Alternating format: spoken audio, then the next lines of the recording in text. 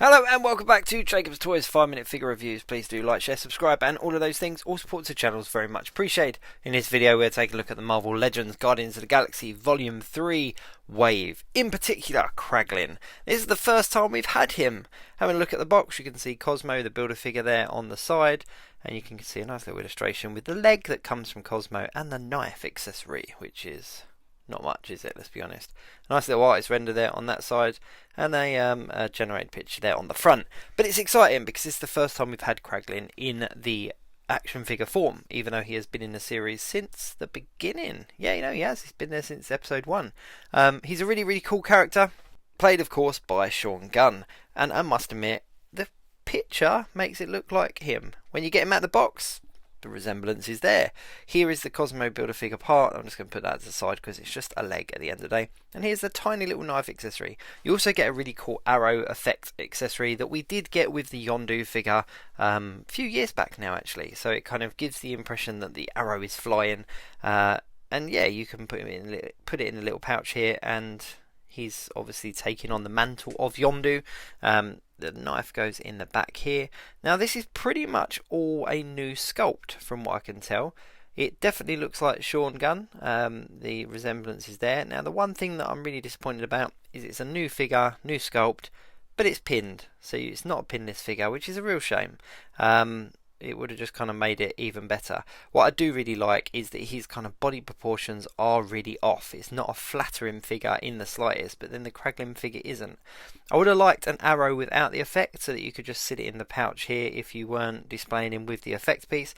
That would have been a nice little touch that probably wouldn't have cost much more to produce, just to kind of have the arrow on its own so you could just slide it into the little pouch. Because as we saw in the last film, Kraglin does take the fin that was Yondu's, and now it's like fully in his head, as we saw in the holiday special. But yeah, Kraglin's a really cool character, and I was really excited to see that he was announced as part of this wave. Let's just zoom in so you can see.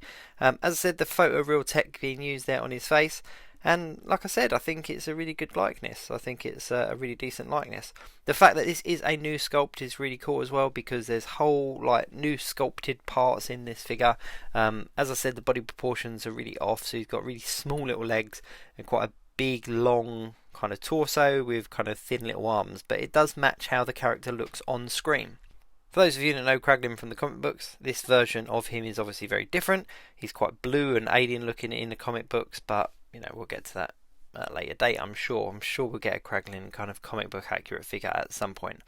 The way I think I'm going to display it is I'm going to have him holding the arrow so you can see the effect piece coming out of the pouch. Is that the right word? Holster. And then he's kind of catching the arrow here because, yeah, I just think that looks quite cool. I love all the detail here on his suit. Now, he's the only one from the Guardians of the Galaxy kind of lineup that isn't in a team suit, so I don't know whether this is intentional. I don't know whether we see him in a team suit a little bit later, but he seems to be like a fully fledged member of the Guardians of the Galaxy from what we're led to believe, because obviously he was in the holiday special, he's in all the trailers, etc. This is the gun that came with Nebula. I could quite easily put that in his hand just to kind of flesh it out a little bit, but yeah, that looks alright. But yeah, it's just a way of using accessory from another figure that I'm not using. That'd look quite cool. But yeah, he's not in a team suit, so whether he shows up in a team suit later on in the film, whether he doesn't have a team suit, whether he goes off and stays with the Ravengers, I don't know. But either way, I'm very pleased to have Kraglin on the shelf. Now, the only thing is because he has the fin on his head, you can't display him historically with your Guardians of the Galaxy. So you can't put him next to Yondu because he's obviously got the fin on his head as well.